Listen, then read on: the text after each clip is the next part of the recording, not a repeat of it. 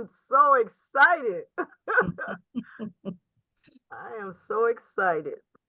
All right. I'm tuned in.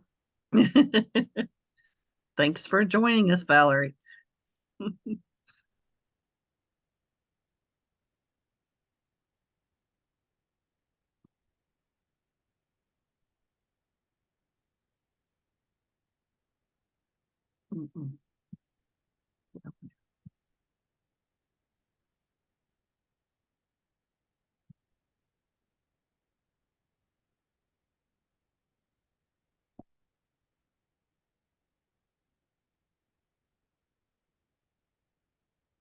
For those of you just joining in, we have several on our training today. So if you don't mind putting your name and your organization that you're with in the chat. And in a few minutes, I'll give some little housekeeping things before we get started. So let's give everyone a few more minutes.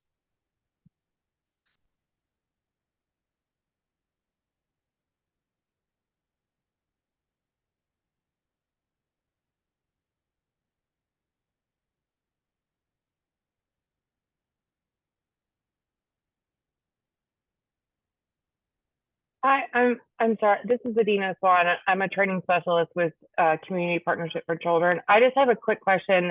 Yes. Diana, I'm reading your chat and it's saying that you posted a link for the Yes. presentation. Yes. It might be me, which it usually is, but I'm not seeing the link anywhere. Okay. All right. Let me copy and paste it again. Thank you for letting me know. I'm sorry. Thank you. That's all right. And the presentation is on the MAT prescribing mentoring page. And if you look under resources, you'll be able to find the slides for today's PowerPoint presentation there. Thank you. You're welcome.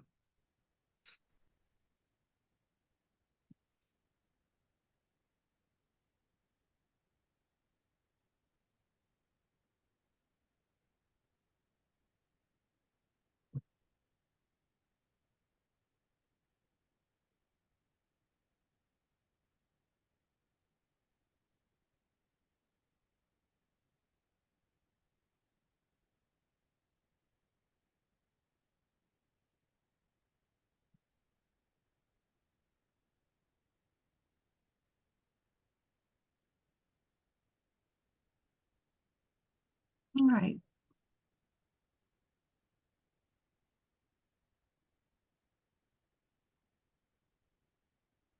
All right, we'll go ahead and I'll give a few housekeeping notes. I just shared a link in the chat for today's PowerPoint presentation. If you wish to have a copy of it, it is on the FATA website under the MAP peer prescribing page. And if you look under resources, you'll find today's slides.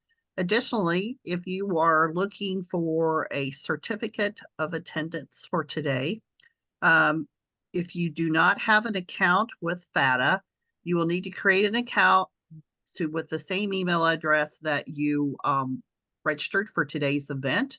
And once you do that, and then once I submit today's attendance to my cohorts at the office, then they will go in and your certificate will be available online there. So this is hang on here just a second. I'll get that page up.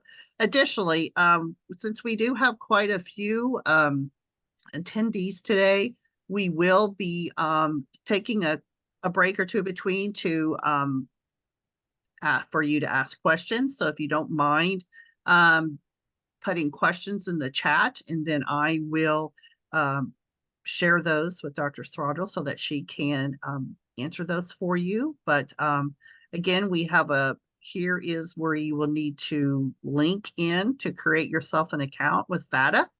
So like I said, we have a large number of participants today. So feel free at any time to drop a question in the chat.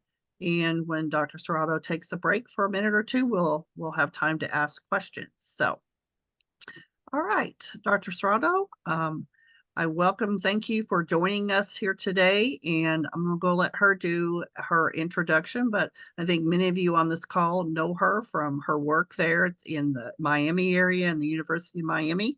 So Dr. Serraldo, I'll hand it over to you.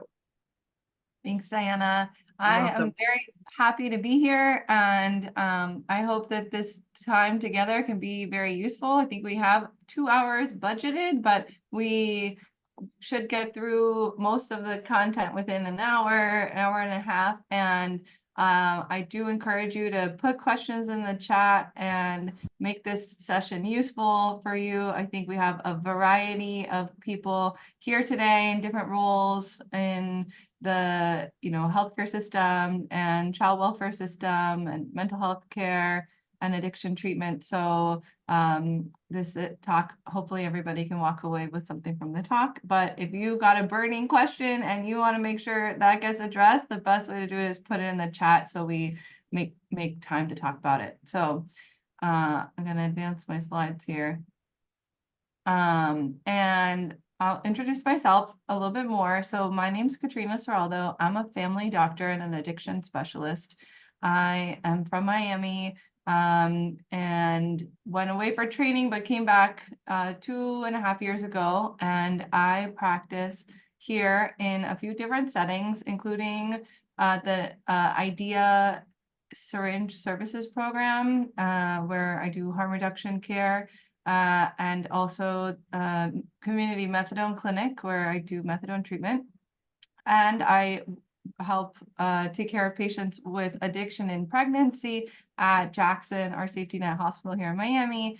And I work with a big team, and I'm very grateful to be able to do that work. But this is kind of who I am, and I don't have any conflicts of interest or disclosures to announce.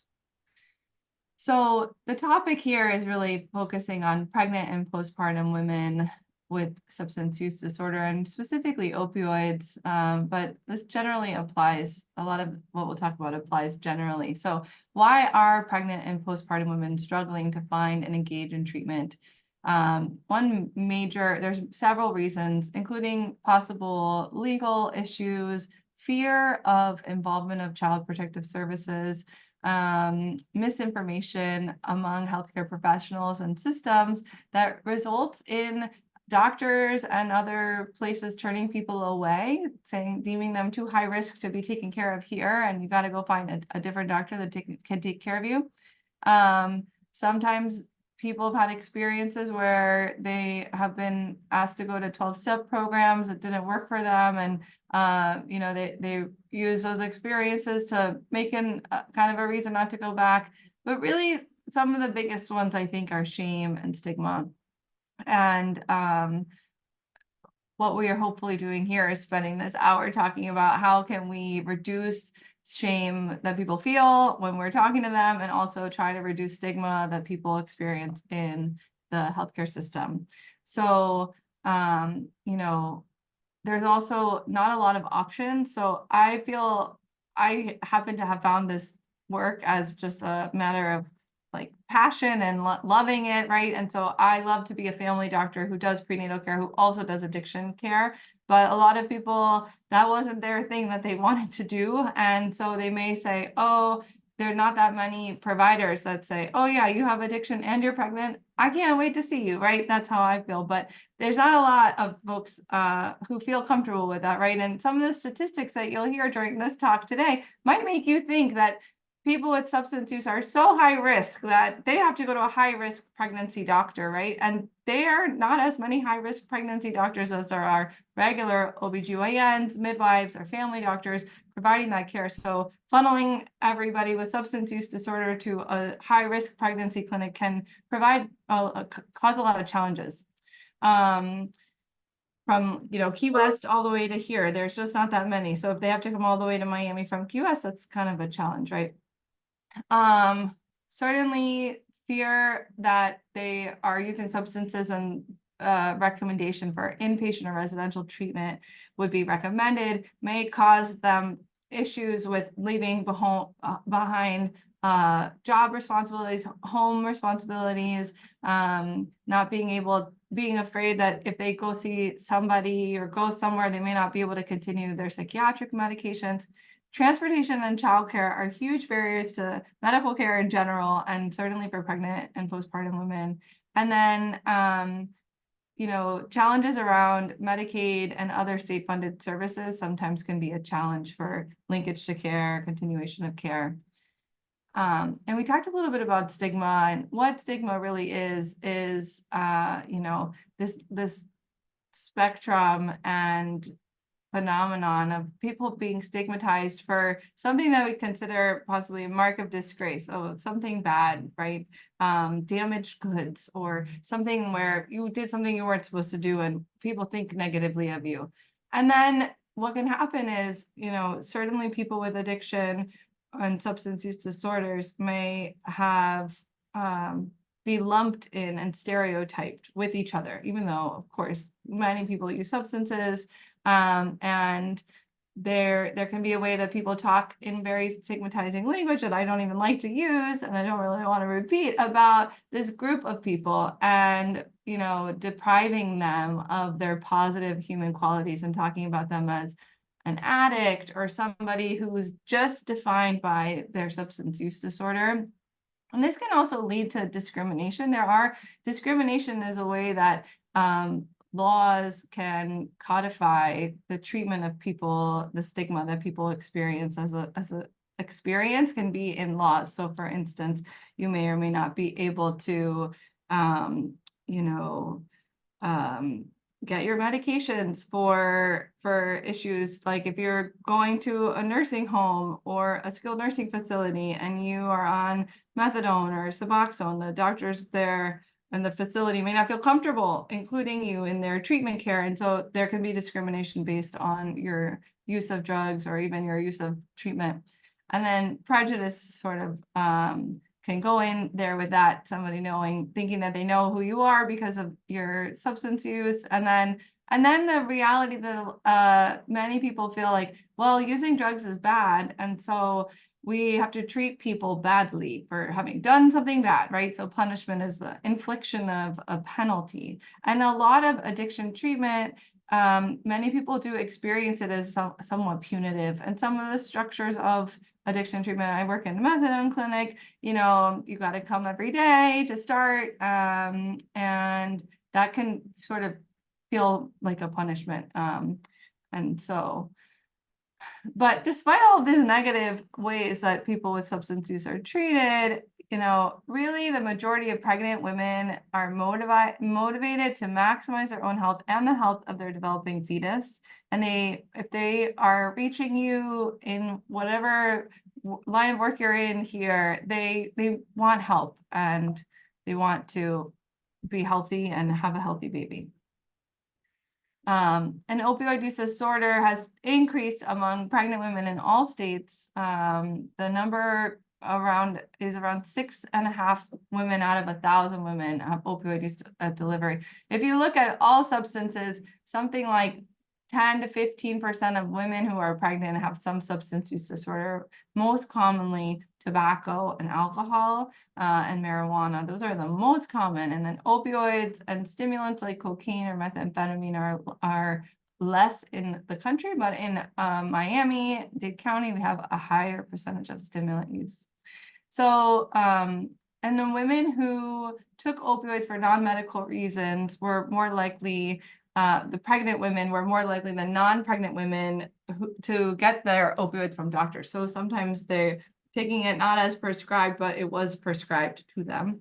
And then there's also rural areas are experiencing higher rates of maternal pregnant women with opioid use disorder, and the neonatal opioid withdrawal syndrome, they used to be called NAS, levels have also gone up in conjunction. So some differences in gender, thinking about patients that we take care of with substance use disorder and opioid use disorder, women can get addicted faster, basically. There's some evidence that they may be more sensitive to cravings compared to men. And then the addiction can progress faster, leading to greater impairment in social and occupational function than in men.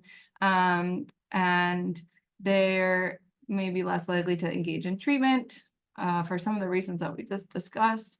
And like we were saying, there's with alcohol in particular, there's also certain enzymes that break down alcohol. Women have lower levels of those enzymes, so drinking even less than men, they still can have more medical problems from the alcohol or more damage.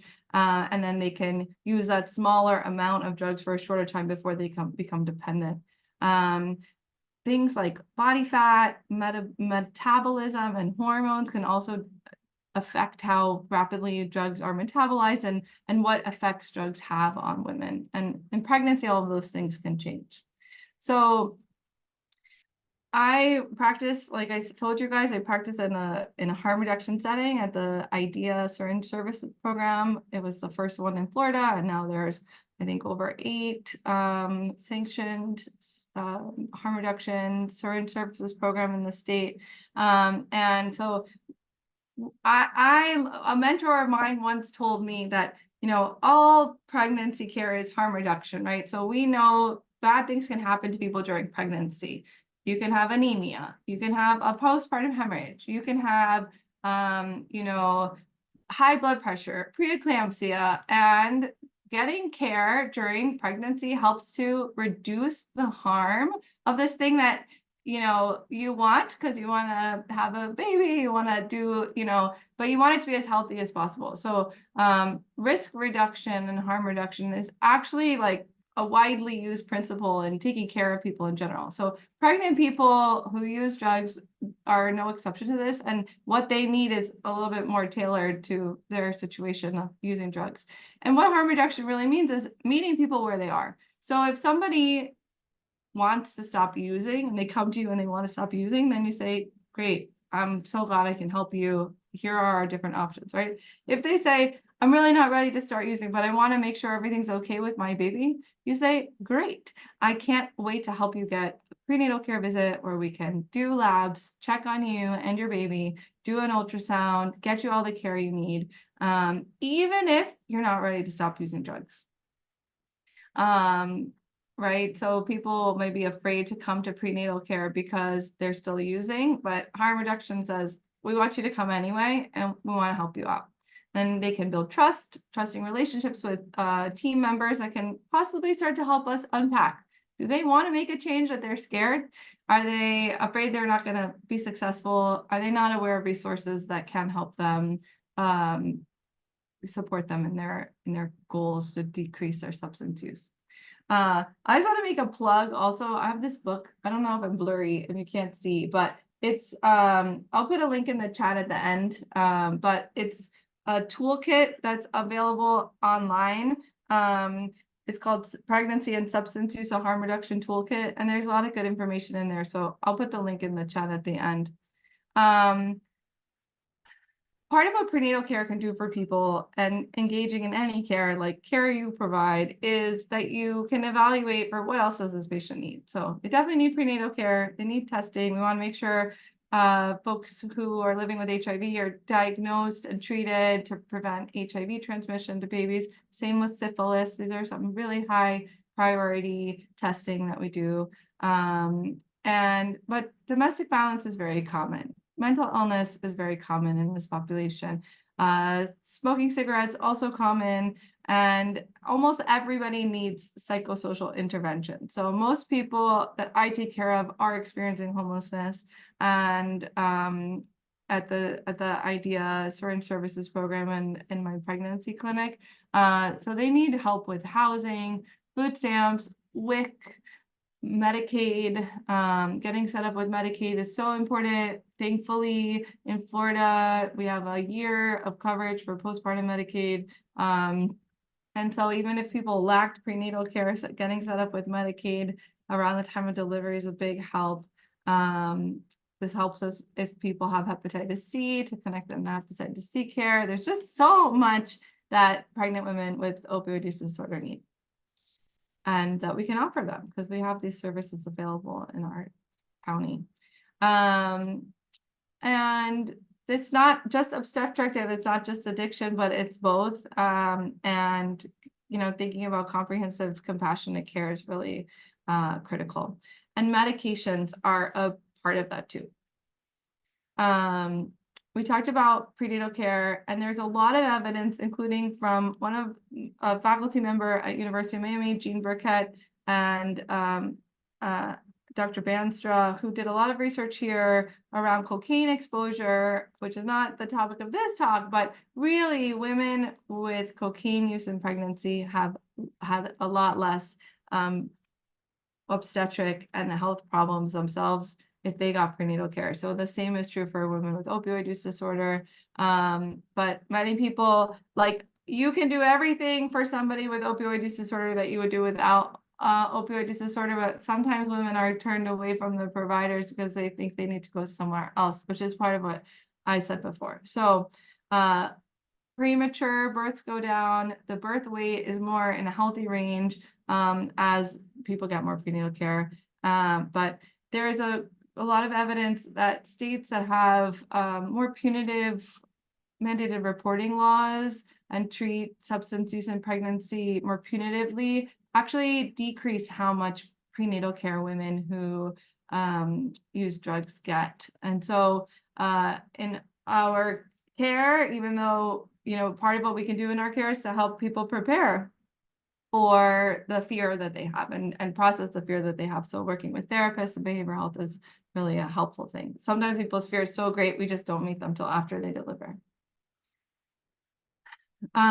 Certainly nobody like becomes addicted to opioids, you know, like it's a walk in the park. There's often a lot of complex childhood adverse events and other stressors that affect all people who start to use drugs and then people who develop addiction. So, and for women, there's some underlying gender differences that can make women more susceptible to more severe and harder to treat addiction. So childhood abuse and neglect, a culture that allows gender inequity and discrimination might perpetuate some of the chronic stress people have, causing psychiatric comorbidities. Poor nutrition and food insecurity can increase people's stress and decrease their resilience. Certainly intimate partner violence and trauma that people experience as adults, intergenerational substance use and genetic predispositions to substance use disorders, economic challenges like poverty, and then, you know, the stress of having lost a child, which many women describe as like a death of a child, right? So these can be triggering for people when they come back to care if this happened to them in the past. And a lot of the ways that people cope with the psychological pain, similar to how they cope with a physical pain, which can be using opioids. So I want to talk about medications. There's been a lot of acronyms in the years leading up to now about medications for opioid use disorder, medications for addiction treatment. It used to be called medication for assisted treatment and medication assisted therapy, but really I was going to keep it simple here and call it medicines because that's what it is, right? So there is certainly being on a medication and not using drugs, you are abstinent from using drugs, but there can be a little bit of a mix up sometimes and stigma about the medications. But in pregnancy for opioid use disorder, methadone and buprenorphine are the recommended treatments for addiction. And this is safe. Both of these medications are safe in pregnancy and safe in breastfeeding. And we call it MOUD, medication for opioid use disorder. And patient deciding which one is right for the patient is usually, I would say, patients may have conversations with people they know who are in treatment. They may have conversations with counselors, with folks from DCF that are doing initial investigations and asking them about treatment, right? So people may know very little about their options, or they may have heard some things. And I teach resident doctors and medical students and other doctors about having these conversations with patients about methadone versus buprenorphine. And there are some key differences.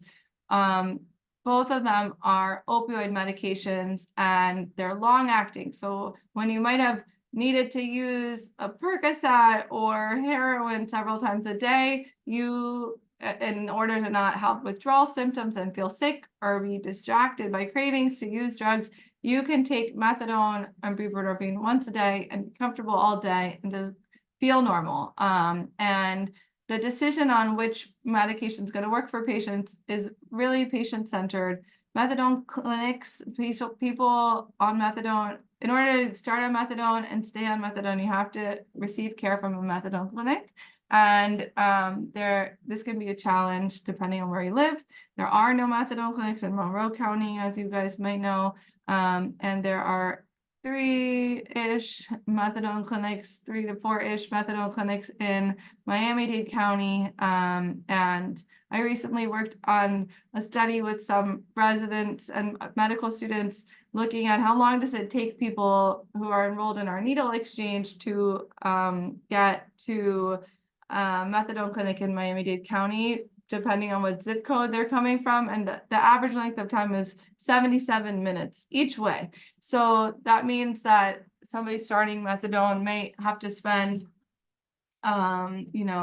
15 hours a week or more just going back and forth to the methadone clinic. So this is, in some ways, that is a major driving factor in whether patients want to be on methadone or not, whether they're willing or able to get to a methadone clinic if they perceive it to be easy enough to go. One major benefit of, and I say that this talk is not geared towards how do you help people decide which medication is right for them or not, but methadone is a standard of care medication and it's an excellent treatment. And we have it also, the residential treatment programs should be able to accept patients on methadone, and that often can help people get stabilized on methadone and have their medications there. So, and buprenorphine is the other medication, which the brand name you might have heard of is Suboxone or Subutex. And this one can be prescribed by a doctor to a pharmacy. And sometimes finding a doctor who prescribes it can be challenging, but Thriving Mind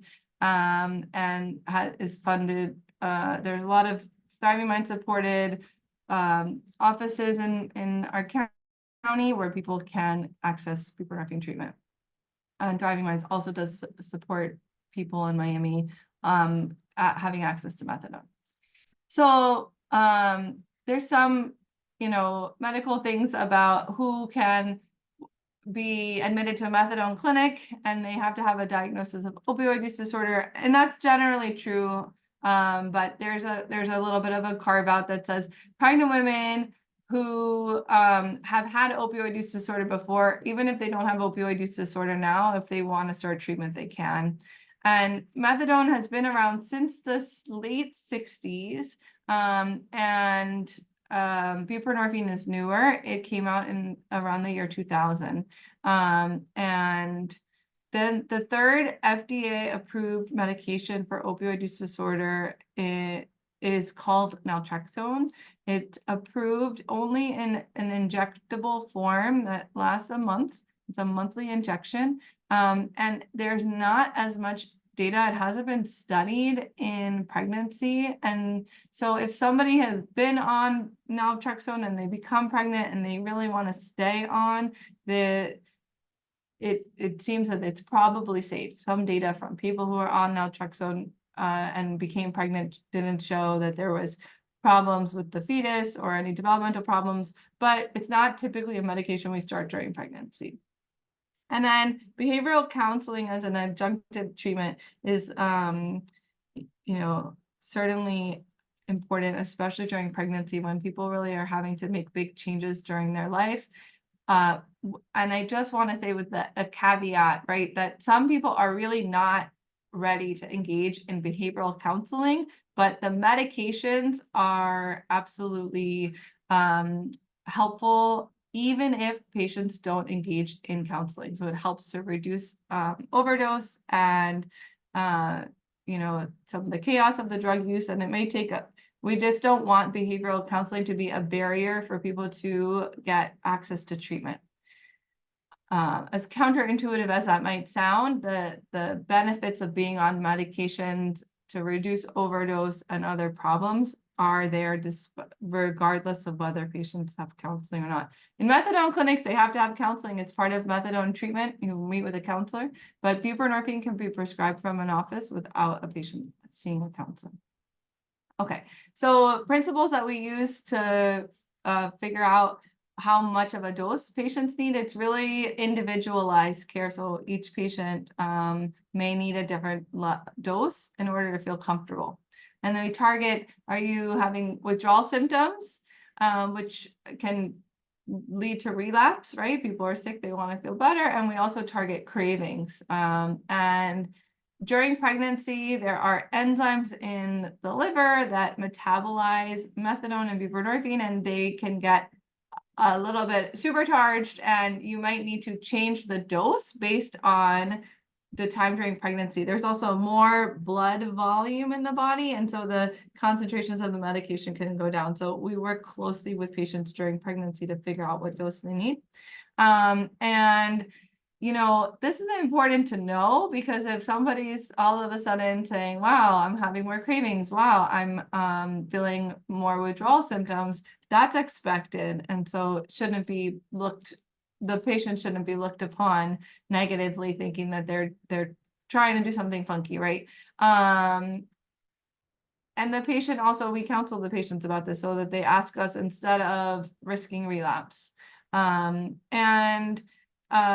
Certainly there's evidence that women who use drugs during pregnancy miss more prenatal appointments, and focusing on prenatal care and having what I think of as low barrier harm reduction care is a way to increase prenatal care, which improves the health of the infant.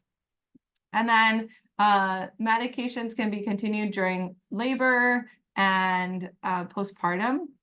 And postpartum, just like we had some physiologic changes in the pregnancy, because of the pregnancy, when the pregnancy physiology goes away, you may also need to change the dose of the medication.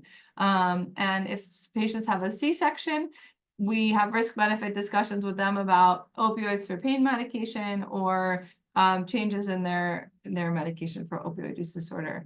But the pregnancy can be an intensive time with lots of appointments for checking on the patient, checking on the fetus, and postpartum can be a time where energy shifts towards the newborn, and sometimes postpartum women are not seen as frequently by their own doctors, and so the rate of overdose death can be higher, and certainly we want to help maintain people in treatment, help support abstinence and non-use, so that a good home environment supports the development of the child, and maternal infant bonding, and the benefits to mother's mental health and also the infant's mental health. And certainly the mother's well-being is really a key determinant in the health of the next generation. Medications for opioid use disorder like methadone and buprenorphine are very safe. They don't have any negative outcome on the baby compared to not being on medications, right? And there are some major limitations that we have in evidence about comparing people who are using drugs versus people who are on treatment.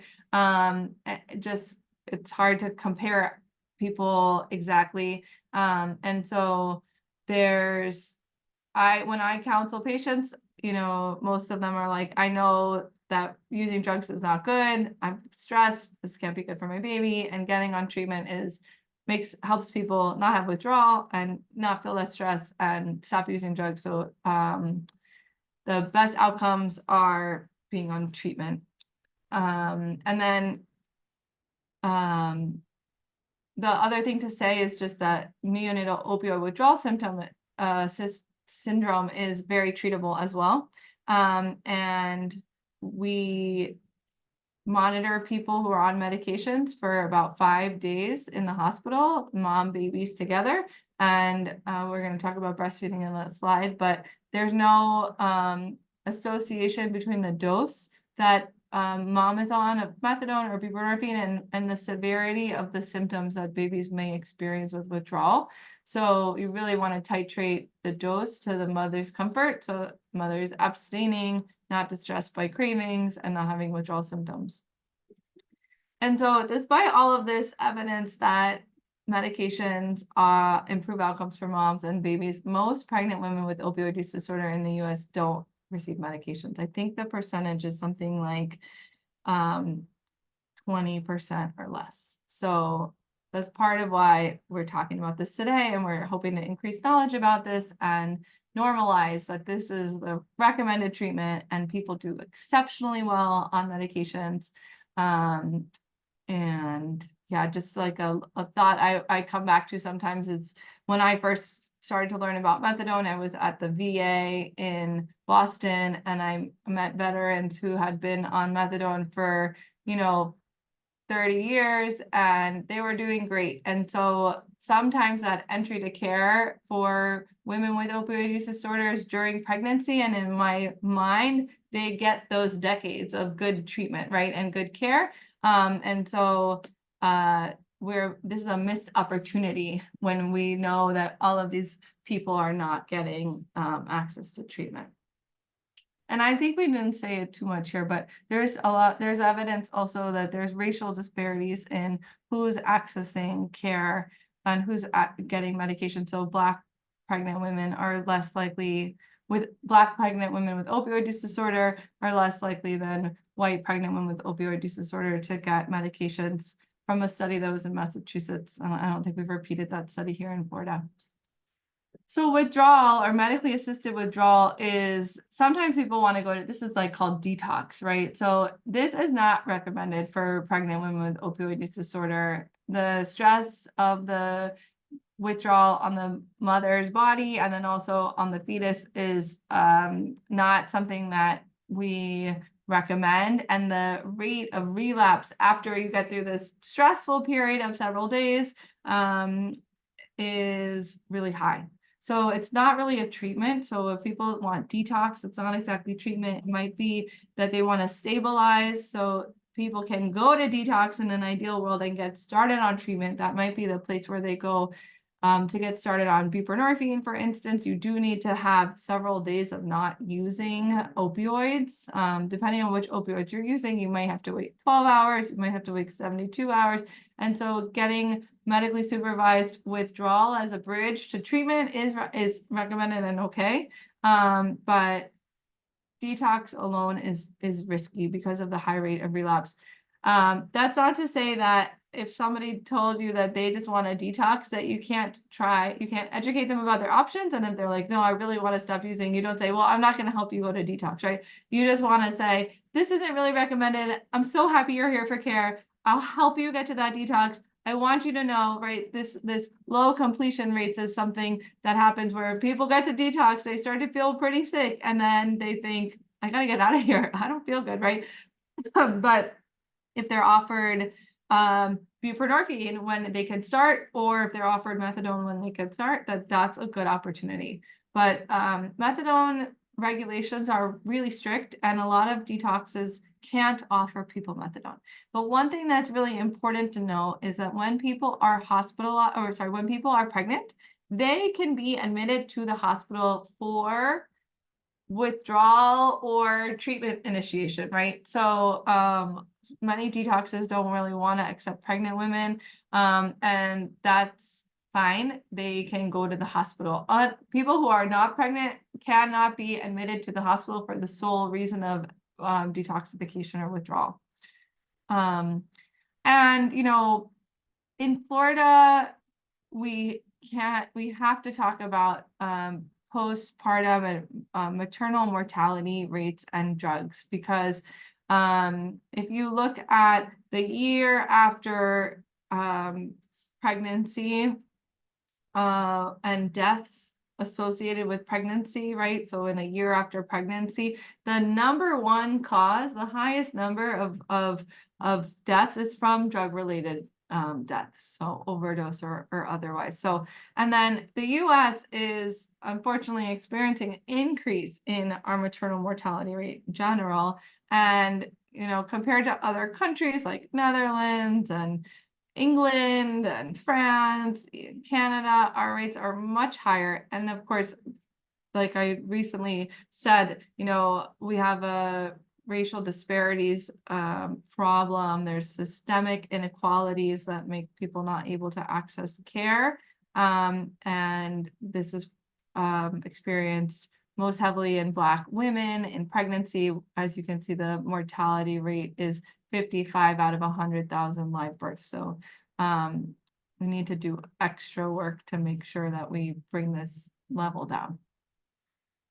And this data is from across the United States, and the drug overdose mortality rate has gone up by, I believe it's 80%. So, and as you can see here, some of this, and this is just so sad to me to look at, but, and I just want to take a minute to say, this is just not just statistics, but these are individuals who died from overdose, which is really a completely preventable death.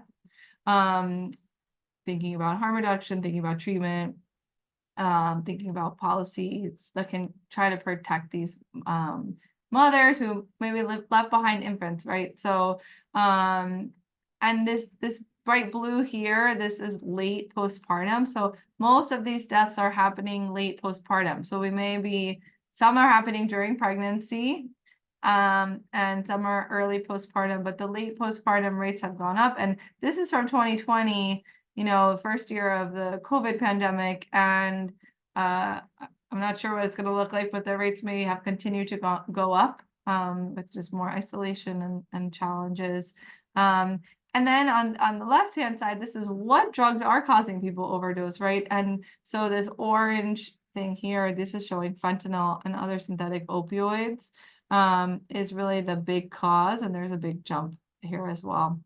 The second one is stimulants, psychostimulants, so that includes cocaine, methamphetamine in Miami and in South Florida. There's a lot of people using Molly or MDMA, which is maybe MDMA, but often is synthetic cathinones, which are also pretty toxic. And so we got a big problem here. The overdose is really the tip of the iceberg. There's a lot of people who are managing to get by that we hopefully can reach. This study, there was a study from Boston that looked at 99 women who were in treatment for opioid use disorder, and 14% and were pregnant over a period of time, and 14% of them reported that they'd had a non-fatal overdose in the past year. So that was even instead of after pregnancy, like we just looked at, this is before pregnancy, and younger folks were more likely to experience the overdose. They had received opioid overdose education in naloxone, which is a spray that goes in your nose, and it also is available as an injection, but it's an overdose reversal agent, which is part of why we know these are preventable deaths, because we got this medication that can reverse overdoses. So that's part of harm reduction. And yeah, the postpartum risk, I think about it partly that we do a lot of care during pregnancy, and then postpartum, we don't do as much care. So the American College of Obstetrics and Gynecology used to recommend one postpartum visit at 6 weeks, and they've changed their recommendations to include a visit at 2 weeks and a visit at 6 weeks, because sometimes people are suffering from postpartum depression, and by the time you get there at 6 weeks, it's a little too late. So I think I don't see any questions in the chat. Diana doesn't see any either. So I just want to pause to say, yep. I think I'm about halfway through. So I got to go a little faster, but I do want, if people have questions, you can, I don't know if you can raise your hand or put it in the chat. If you'd rather ask your question, you can just say in the chat you have a question, but I'll keep on. Does anybody have a question? I mean, if you do, real quick, you want to unmute, that's fine. Does anyone have a question? I did have a quick question. I know you mentioned that individuals could go to the hospital if the mother was pregnant in regards to detoxing. And I was just wondering if you could provide any insight on how effective that hospitalization is, and whether or not you're seeing those mothers stay for an extended period of time, or are they leaving AMA? Like, what does that look like? Yeah, that's a great question. I had practiced in Massachusetts and California before coming back to Florida, and I've seen, and our, opioid use disorder rates are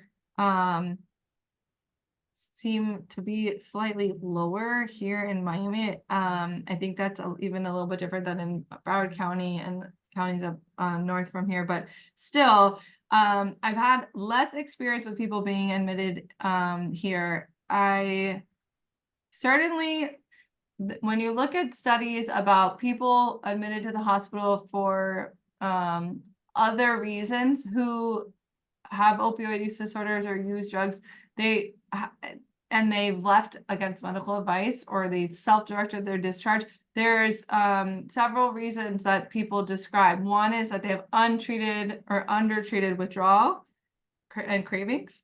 They have undertreated pain. They feel stigma from the healthcare system, and then like a surveillance mechanism that's kind of on them. And so if you are going to have more successful hospitalizations for opioid use disorder, then you have to address those issues. I see the hospital admission useful in a few different cases. One is if somebody has tried to get on buprenorphine or methadone as an outpatient and they've been unsuccessful, then the hospitalization is sort of an opportunity to like see how much you need, right? So with methadone in the clinic, you come once a day, and it can be slow to get up to the dose that you need. And methadone in the hospital, we have the opportunity to observe the patient, and at certain intervals during the day, if they're not sedated and they're still having withdrawal and cravings, you can up titrate their dose with small one-time doses that you can put together, right? Or sometimes people are, not able to do if they've been using fentanyl during pregnancy, they may have to wait 3 days, maybe longer, before they can take buprenorphine. And if they can't get through those 3 days without using, because their withdrawal symptoms are too high, they can come into the hospital and be treated with short-acting opioids like oxycodone or hydromorphone that allows them to clear the fentanyl in their system, which can store in adipose tissue or fat, and allow for a much smoother transition to buprenorphine. So I would say it takes a skilled clinician to help these patients make the most out of a hospitalization for opioid use disorder for initiating treatment. And most hospitals probably don't have somebody that's really comfortable doing that. And part of what I do with FADA is try to improve knowledge and experience. There is a great clinician warm line out of the University of California in San Francisco that doctors could call to get advice about how to manage these patients. So there are a lot of resources, and we sort of want to be those resources for doctors around Florida. And I'm happy to take calls and give other doctors some advice and talk through certain things. But yeah, your point is really well taken. I have seen a lot of success in starting treatment in patients, but the hospital variation can be a little bit of a barrier to that. So that's a great question. Thank you. Melissa says, thank you. So do I have any other questions before we start back on the slides? Anyone else? Thank you again, Melissa, for your question. I think you can go ahead, Dr. Serrato. Okie dokie. So, yeah, we've already discussed. So the relapse rate is lower for people on medication for opioid use disorder than people who do withdrawal. And if a patient wants to do withdrawal, the controlled setting like an inpatient detox or a hospital is good. You can do monitoring for the fetus. And then if she changes her mind because she's having so much withdrawal, she can be offered treatment. And yeah, so there's some different data about neonatal abstinence syndrome or opioid withdrawal, whether a mom is when they stop using drugs. I can give you an example of a patient who received a long-acting buprenorphine injectable before she became pregnant.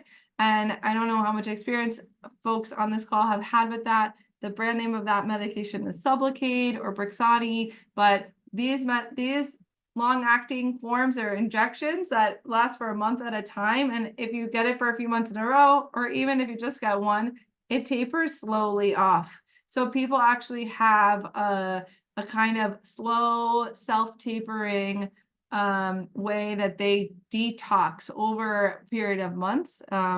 Some people can still have the buprenorphine in their urine a year after the last shot. So your body's really getting rid of it slowly. And those babies may or may not experience neonatal opioid withdrawal. So we're learning more as we have more options for treatment. But the American Academy of Obstetrics and Gynecology, it's called ACOG, they put out statements, guidance for doctors taking care of patients with opioid use disorder in pregnancy. And from their committee opinion, they say it's important to advocate for this often marginalized group of pregnant women with opioid use disorder, particularly in terms of working to improve the availability of treatment and to ensure that pregnant women with opioid use disorder who seek prenatal care are not criminalized. And then they say that people like me have an ethical responsibility to a patient who's pregnant or parenting and has substance use disorder to discourage the separation of the parents from their children solely based on the substance use disorder, which is a really treatable condition. And so I've really taken that to heart, and there's a lot of evidence that women who are pregnant, this is a really special time for them to make efforts to make a change. And so I want to focus more on their strengths and the benefits that they can get from treatment than the fear that they may have. So thinking about postpartum, what women experience also is, this label sometimes from they may meet a pediatrician. The pediatrician says, oh, you have a substance exposed newborn. Then, they may be going back to that initial stuff we talked about with stigma and discrimination and punishment, right? Sort of looked upon, they may feel shame, and it may just be inside, but they also might experience stigma that perpetuates that and makes feelings of shame and stigma intensify. This is especially true when women have babies who have more of the symptoms of opioid withdrawal and they experience longer stays in the NICU. And this is nothing that the mother did necessarily, right? She did the right thing. She got on treatment. She stopped using. Let's say she's in a residential program and still her baby's having more trouble than somebody who's on the same dose and did all the same things as her. But she may feel like she did this harmful thing to her child when she did what was recommended and safe. So there's also hormone changes after pregnancy and high risk for postpartum depression. Especially if folks are separated from their infants, they may or may not lose Medicaid after the 1 year of treatment. And if they're not in their care team anymore, just high rate of relapse. So encourage to be a part of a team that can not follow them just during pregnancy, but also afterwards. Benefits from, home visiting programs like my friend, Miss Val, who's on the call here, Healthy Start, an amazing program focused on substance exposed newborns, and the Mom Baby Dyad focusing on support. There's also the nurse family partnership does a lot of support for in-home. So what wraparound services we can get to support these patients These mom baby dyads is really great. And babies who are experiencing even just really mild withdrawal, they don't need to stay in the hospital. They may be more fussy. And somebody who's in early recovery certainly can use a lot of support. Breastfeeding is amazing. I don't know if you've heard. It is really good for women and for babies. And that is not different at all for women who are on methadone or buprenorphine. It is very safe.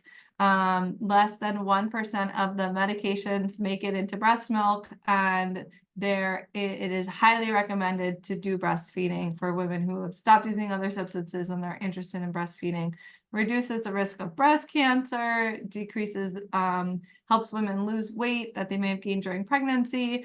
It decreases asthma and allergies in babies and ear infections. It does all of these benefits. And it really is an opportunity for bonding for mother and baby. And in the neonatal opioid withdrawal bundle of care, breastfeeding is such a core element of it. And it's part of why we recommend what is called rooming in, where after the baby is born, mom and baby stay together and they're in the same room in the hospital so they can do breastfeeding. And removing the baby to the NICU for monitoring may seem like a good idea, but it's more focused on structural issues instead of like what the baby and the mom need, which is to stay together and support breastfeeding. So there is an amazing guideline from American Academy of Breastfeeding Medicine, and with a lot of helpful information about when can people breastfeed, and a lot of it is individualized, even if somebody, depending on what they've been using, within 72 hours, if they want to go to a program, they really want to stop using drugs, they can pump, they soon can feed their baby, so breast milk. So yeah, and babies that are breastfed actually have lower lengths of stay for neonatal opioid withdrawal syndrome. Oh, great. Okay, sorry, I'm seeing in the chat that someone put some information on Medicaid. That's excellent. Okay, so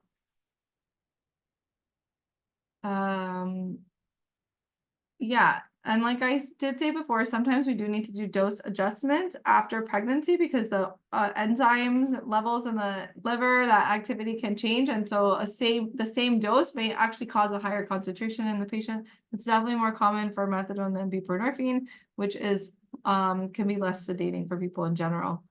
But like a example of if a patient is taking too much and they become sedated, the main thing is, are they safe? Do they understand what's going on? And could they put their baby down, right? We don't want anybody to drop their baby, harm their baby, anything like that. And certainly, crib, back to sleep, lots of safe sleeping, education for any patient that's on any medication that can be sedating, even Benadryl or otherwise.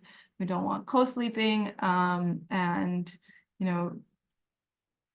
we educate women about this during their pregnancy so that they're paying attention to what they need postpartum.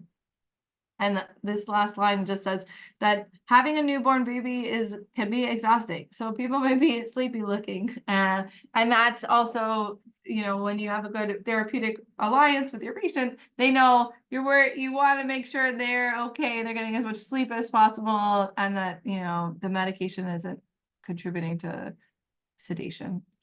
And this is all medical care in general is individualized, and everybody's different.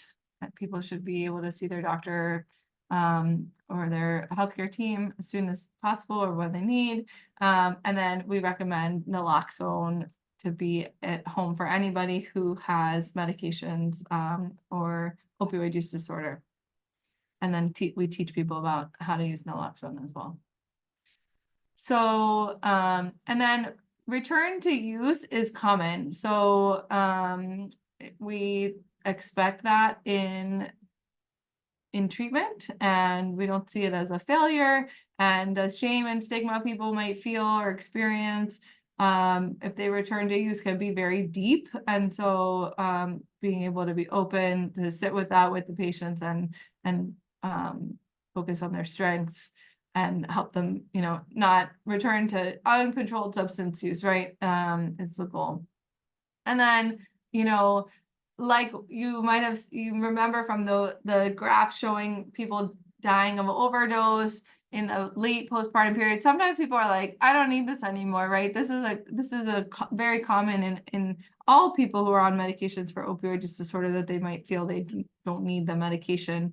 They made a lot of changes in their life, and so discontinuing pharmacotherapy really is an individualized process. The treatment length that is recommended by the American Academy of Addiction Medicine and ACOG is indefinite, which means as long as patients need, which is never like means 1 year and you're done, right? It means as long as you need. And like those veterans from Boston who taught me about methadone, you know, it might be your whole life. And so but if people are like, I really made a lot of changes, I really don't need this medication anymore, the way to discontinue the medication is slowly with your doctor through slow tapers. And if there are relapses, if there's a lot of cravings, if there are a lot of withdrawal symptoms, then sometimes the patients learn through those experiences that it's better to go back on the medication, right, than to risk relapse to street opioids or otherwise. And then contraception is essential. We do that during, we do contraceptive counseling during pregnancy, trying to plan that you have at least a year to recover yourself and your body from pregnancy and to focus on your newborn. And then, so that is really important. And oftentimes, like historically, addiction has been looked at as kind of a moral failing, like people are making a decision to use drugs and it's just a bad decision and they should just stop. But there's a lot of evidence that this is really a disease, a brain disease, with other diseases like high blood pressure or your heart disease, right? Or kidney disease. We know that there's an organ that's really impacted the function, and this is what we know about addiction. So it affects the function and symptoms and can recur if we don't treat it, right? Or if the treatment is not effective. Yeah, focusing on part of the addiction and what we've learned about the brain basis of addiction is really about reward circuitry. So we all do things every day that are, you know, promote our survival, like we eat and it feels good, or we commune with others and have community and it feels good, right? And sometimes, and part of why that feels good is that it's rewarding to us. So there are neurotransmitters in our brains that say like, good job, that feels good, I'm going to keep doing that. And sometimes that can, if people get exposed to drugs, like let's say they feel stressed or they started using drugs, and that reward is extra, sort of a turbocharged reward. And that can start to make certain pathways in the brain so dependent on that feeling that other things that are just regular sort of survival things can take a second fiddle to that. So there's the and the survival part of your brain is thinking, I really need that feeling, instead of let me make good decisions for myself right now. And there's been a lot of research using MRIs to see if certain areas in the brain are changed. Where do they light up? Where is the brain being more utilized in somebody who doesn't have a substance use disorder or somebody does? And these are similar to methods that have been studied in people with heart disease, where you can also demonstrate that there's a change, right? There's differences in people who have addiction and people who don't. So yeah, and this prefrontal cortex, this is kind of your decision-making functions, thinking, reasoning, learning. And when the limbic system and these other reward pathways are taking over, they sometimes impair your prefrontal cortex. So decision making, thinking, reasoning, learning can be impaired. So that's part of why that I can think about patients who worry disproportionately about what might happen at the end of their pregnancy, like they may take my baby away, right? Or they may call DCF. And it's like, overall, that seems like you should be like, maybe if you got it all totally clear, you think, well, right now, I really want to make sure everything's okay with my baby. Maybe I want to get some treatment. Like I can work on that instead of just being afraid, right? But that survival area in your brain that's taken over, you know, makes it hard to rationalize and do this kind of complex decision making about risks and benefits. And there is a lot of guidance about how to take care of pregnant and parenting women with opioid use disorder and their babies. Some of it is from SAMHSA and this excellent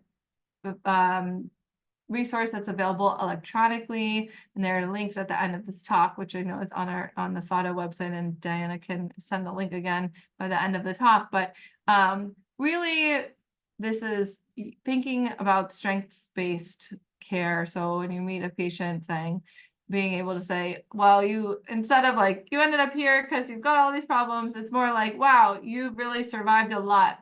What kinds of strengths have gotten you as far as you've come, you know, help you survive all the really challenging things that have gone on for you, right? And then using positive, affirming language in the motivational interviewing spirit, right? Somebody wants to make a change. They've got to believe they can make the change, right? And our role is sometimes to reflect back what they see in themselves, which is why they want to make a change and how they know they can do it. And just like, you know, we all kind of learn on this conditioning, you know, conditioning model of behavioral learning, right? If people come to a treatment and they are affirmed for like, wow, yeah, you did so great coming to treatment. We're so happy you're here, instead of like being treated in a punitive way or punished. Certainly, most patients want what's right for them and for their babies. And unfortunately, sometimes the perception can be that the mother is not interested in the safety of their baby as much as other people are. And so we want to think about the mom and baby together, not the mom versus the baby as two super separate entities. SAMHSA and ACOG has a lot of materials, and there are so many success stories that, you know, maybe in future versions of this talk, we can have somebody on here to tell their story, but people are doing great. I have a lot of patients that are doing great. And so think about your patients or people that you've worked with that have done great, right? That's part of what can keep us going. And, you know, comprehensive health approaches for women are definitely needed. People to think about the episode of care being over at 6 weeks postpartum is just not good, right? So sometimes this is related to issues about reimbursement. Sometimes it's related to structural issues like an OBGYN clinic, maybe used to only seeing people until 6 weeks postpartum, and then for gynecology care, but they may not be as set up to do primary care, or the pediatrics office is not as set up to do the care also of the mom. And so the mom might have to choose between their own care and the baby's care. So thinking about how we have more comprehensive health care approaches for women is important. There's, you know, approaches that are whole body, whole person healthcare, not just focusing on disease, but also wellness and health. And, you know, we're hoping to increase responsible and safe prescribing by medical providers and doing training on making diagnoses and otherwise. And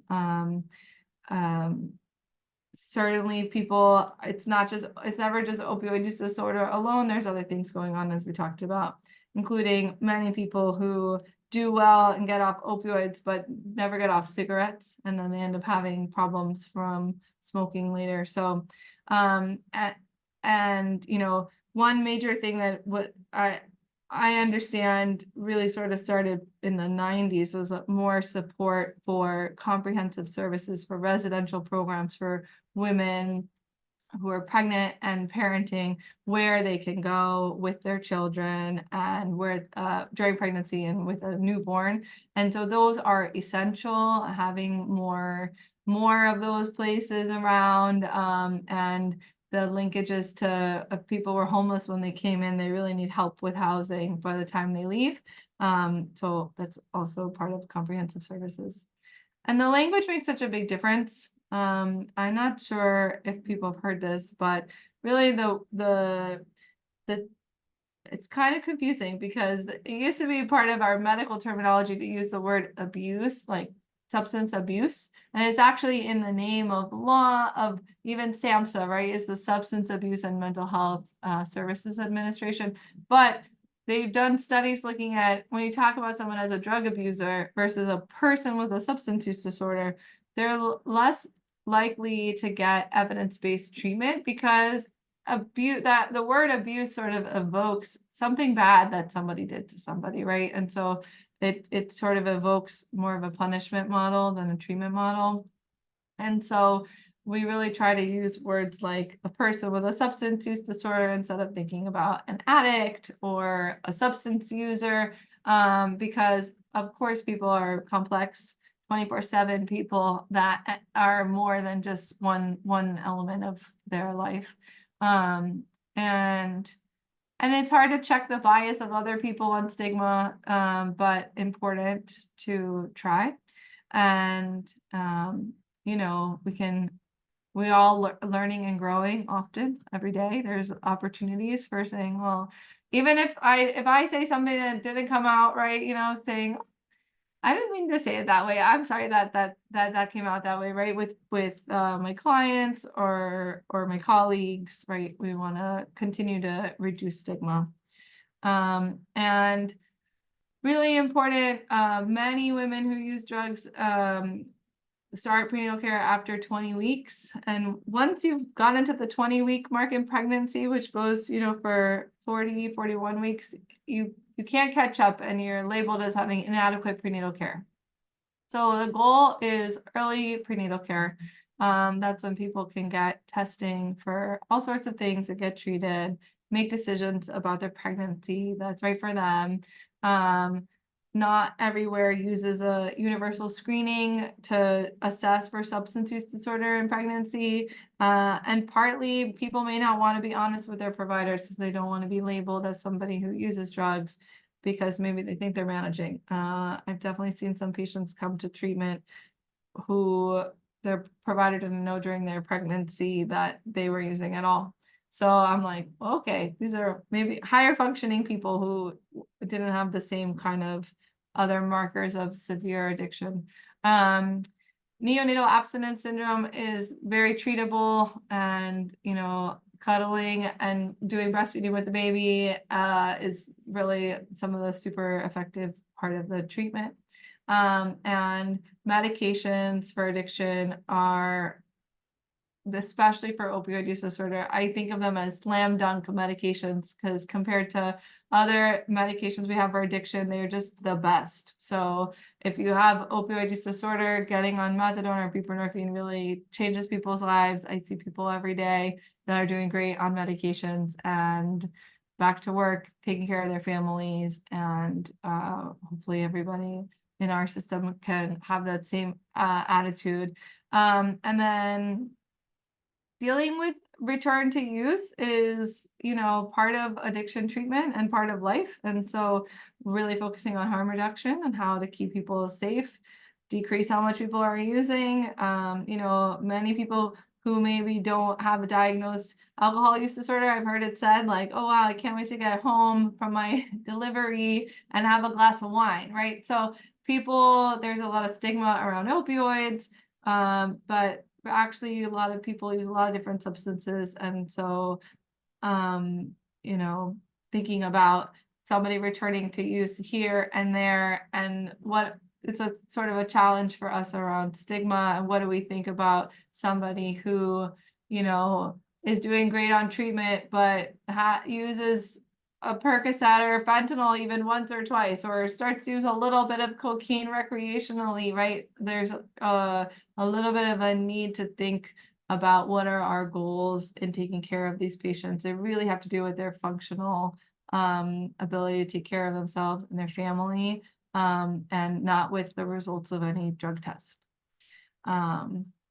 So like we said, pregnant women want to be healthy and they want their babies to be healthy. They want to be able to have fair opportunities to parent, and engaging in care allows health, facilitates health and well-being for mom and baby.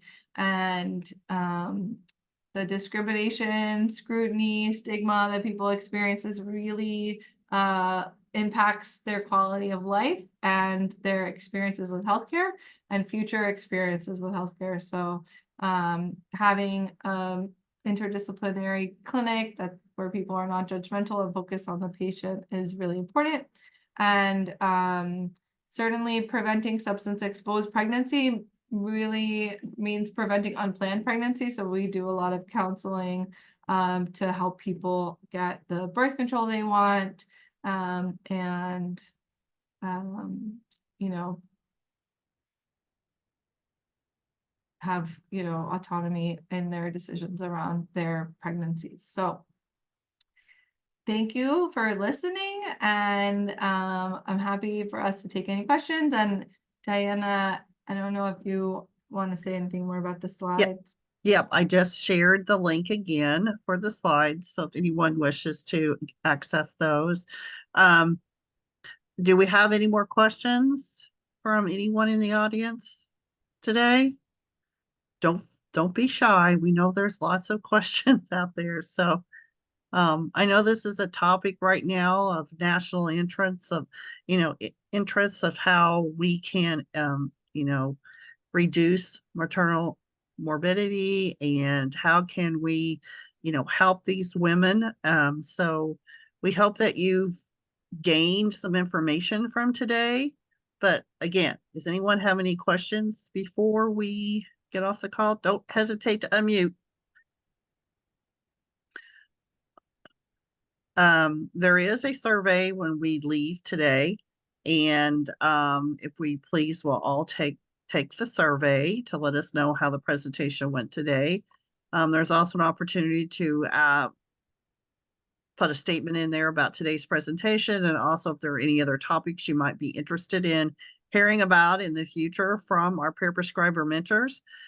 We have, just to go further on that, we have 9 prescriber peer mentors in the state of Florida.